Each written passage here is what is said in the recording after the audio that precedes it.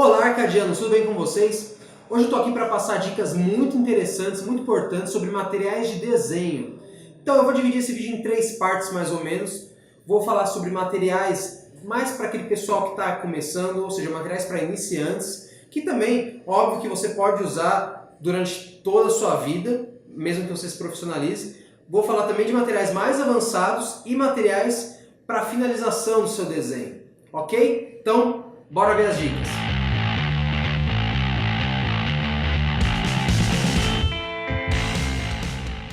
E para começar essas dicas, eu vou falar do material mais básico de todos, do material que você nunca vai parar de usar, que é nosso fiel amigo lápis. No caso, eu gosto muito dos lápis da Faber-Castell, mas também trabalho com os lápis da Koh-i-Noor. Você vai trabalhar com lápis mais ou menos de 2 a 6B. Para quem vai começar, isso já está ótimo. Por quê? Com o lápis 2B você começa a esboçar o seu desenho e o 3 e o 6B você consegue trabalhar um sombreamento muito bom. Além do mais, existem diversas lapiseiras que podem ajudar no seu processo. Lapiseiras bem fininhas como a 0,5 e inclusive até 0,2. Lembrando que lapiseira é mais um complemento, não é necessariamente essencial, mas para quem gosta é uma boa ajuda, né? Para você às vezes fazer um traço mais bem definido ou aquele detalhe bem fininho. Particularmente também gosto de usar trabalhar com a marca Pentel. É um pouquinho mais caro, mas o custo-benefício é sensacional. E agora vamos falar de borracha. Não vai ter como você desenhar sem ela por perto, viu, amigão? Então, você pode até ter essa sua boa e velha borracha que você usava aí para fazer prova, usava aí na escola, mas se você quiser gastar só um pouquinho mais, é interessante você adquirir isso aqui, ó. Essa aqui é uma borracha da marca Tombow, a linha Mono, é uma borracha japonesa, muito boa. Se você comprar uma um pouquinho maior, até ela dura anos assim. Puta, é sensacional. E para finalizar, a gente tem o limpa-tipos. Limpa-tipos vai ser muito interessante para você fazer alguns efeitos naquela etapa de sombreamento. Digamos assim que ele é uma borracha que apaga, mas não tanto. E é esse não tanto que é o que a gente procura aqui, certo? Então a gente tem os seguintes efeitos. Ó, então eu fiz aqui para vocês, ó, só mostrando um pouquinho. Com uma ou duas passagens, a diferença entre a Mono e uma marca comum. A gente vê que a gente tem uma facilidade de apagar muito melhor com a Mono, a borracha aí da Tombow, ok? Olha, essas marcações que eu fiz aqui, elas são as marcações do limpa-tipos. Para mostrar para vocês que justamente ele apaga, mas só um pouquinho. Então você às vezes consegue trabalhar um pouquinho melhor do que se você fosse trabalhar com uma borracha. Você também pode fazer uma, vamos dizer assim, uma suavizada um pouco mais branda. Vê aqui, ó. Eu consigo criar um degradê mais suave, uma passagem de tonalidade mais natural. Antes de acabar, é importante a gente falar sobre os papéis. Muito bem, o mais importante é vocês gravarem uma palavra, gramatura. A gramatura é a densidade do papel, então não vai pegar aquele papel de fax que você tem para fazer um desenho muito legal, né? Nem aquela folha sulfite que você usa para imprimir qualquer coisa.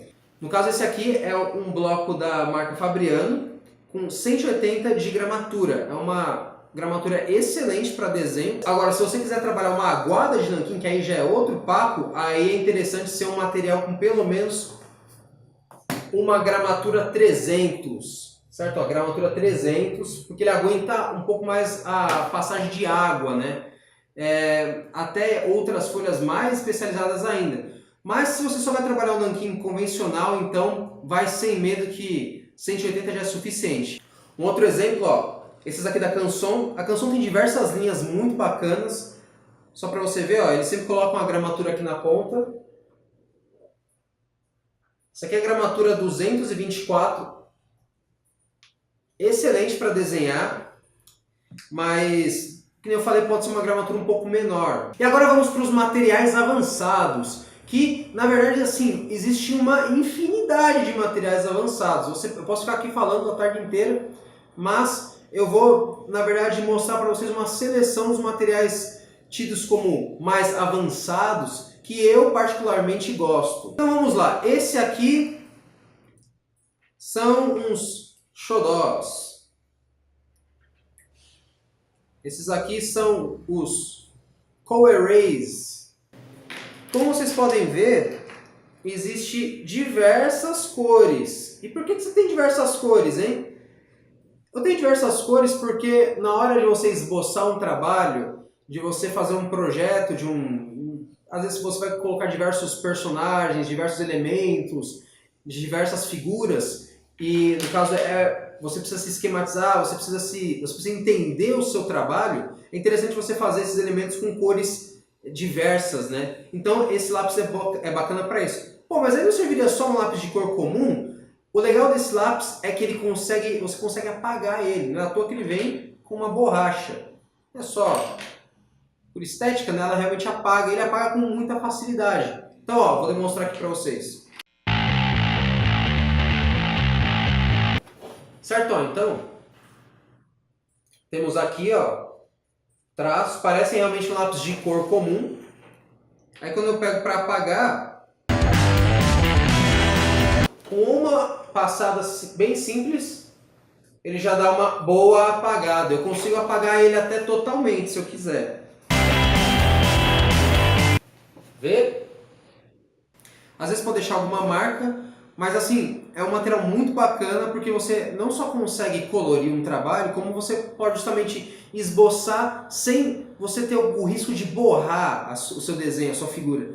Normalmente quando a gente está desenhando, a gente tem aquele medo de borrar, da mão passar ali sem querer em cima do desenho, e aí ficar aquele borrão esquisito, né? Até com lápis de cor aquarelável isso pode acontecer, mas nesse caso não tem problema nenhum. Então é bacana para você esboçar, para você fazer um desenho sem muito compromisso num sketchbook, enfim. O próximo da lista é o lápis conhecido como Sanguine, né? Esse aqui, ó.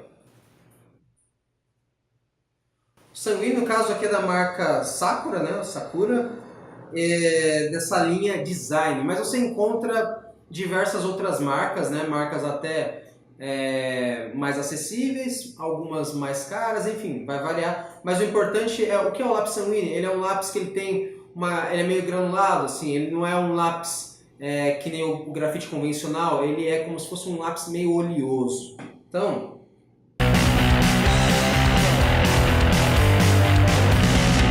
com o lápis Sanguine a gente consegue um efeito sépia, né? Um efeito um pouquinho mais sujo. Você consegue trabalhar uns esfumaçados. Então, assim, ele é um pouquinho diferente do grafite convencional. Ele tem essa oleosidade que permite um efeito mais rústico para a figura. Aí a gente vai ter carvão. Esse aqui da Corfix. Ele vem em tirinhas assim, ó. Como se fosse um lápis, né? E assim, o carvão você se suja só de olhar para ele. Então, toma cuidado se você não quer borrar tudo à sua volta.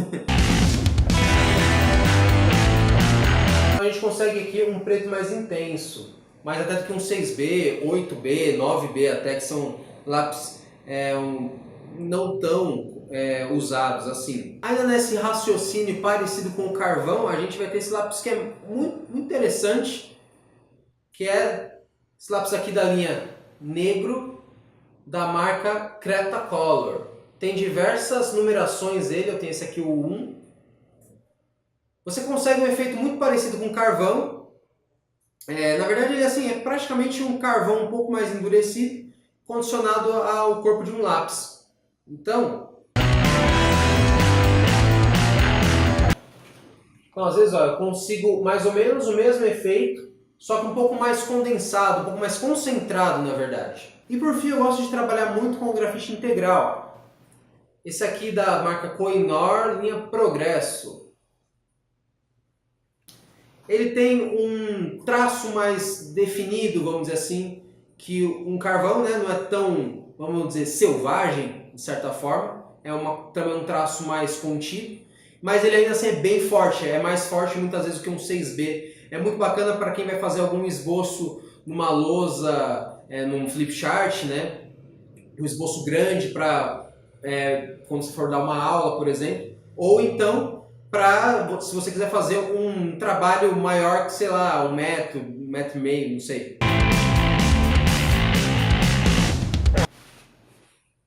Então aqui a gente tem o efeito do integral. Vocês veem que eles são muito parecidos, né? O carvão, o negro e o integral. O legal de trabalhar com o grafite integral é que você consegue trabalhar de uma maneira um pouco mais precisa, sem se preocupar às vezes com quebrar, né? O grafite, o negro e o próprio carvão, eles são muito sensíveis, eles também têm essa característica de borrar mais. Eu gosto de trabalhar muito com ele porque assim, ele tem o mesmo efeito granulado, assim, forte do próprio carvão, só como ele tem essa proteção por fora, né, ele é mais condensado, ele é um caso muito melhor para trabalhar, ele é mais profissional, eu gosto muito desse material, porque também você tem um certo controle, né, não tem que ficar se preocupando tanto se vai borrar ou se vai derrubar e quebrar todo o lápis. E por fim, faltam os materiais para finalização.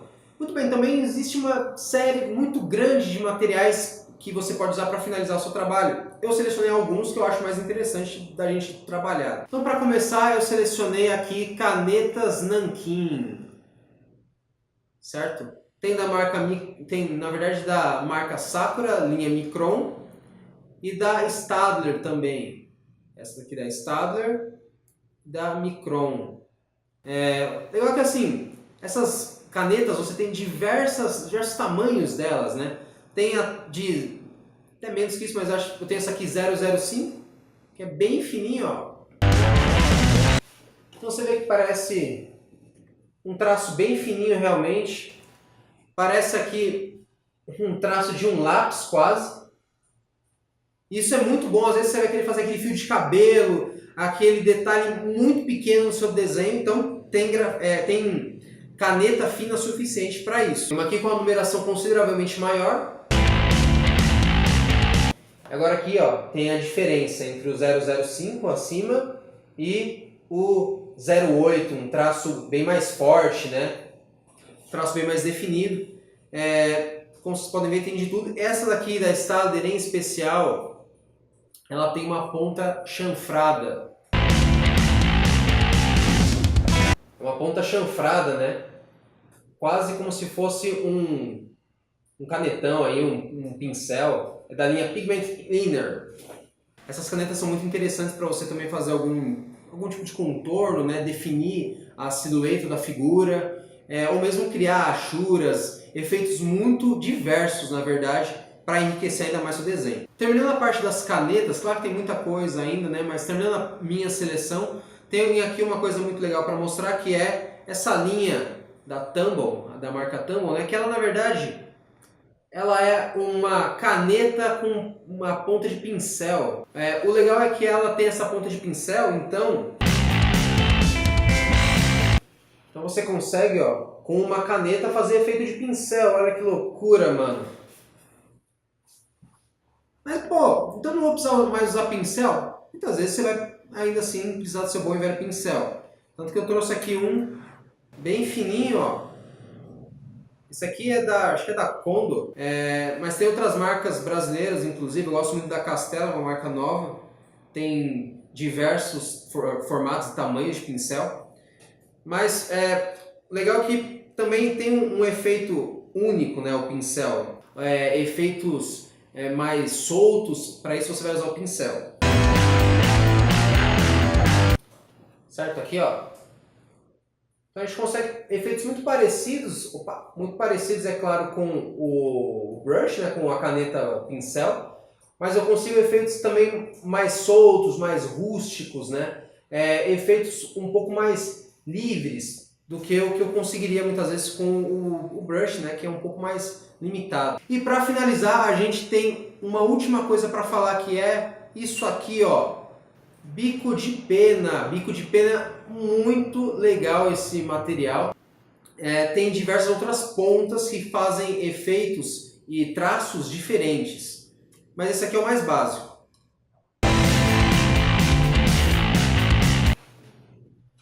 Ó, então a gente tem aqui, ó, bico de pena. Você vê que você consegue fazer um traço um pouco mais forte, até um traço tão fino que parece aí um fio de cabelo de cachorro. É ideal para você fazer aquele trabalho super rebuscado, super trabalhado, para você mostrar assim todo o seu poder de trabalhar achuras. É um material que eu particularmente gosto muito, mas você ultimamente não vê tanta gente trabalhando com ele. Bom, então é isso aí, arcadianos. Eu espero que vocês tenham gostado desse vídeo, espero que tenha ajudado vocês que estão começando, ou você que já desenha, já tem aí sua prática, a se aperfeiçoar, conhecer materiais que você não conhecia. Beleza? Valeu!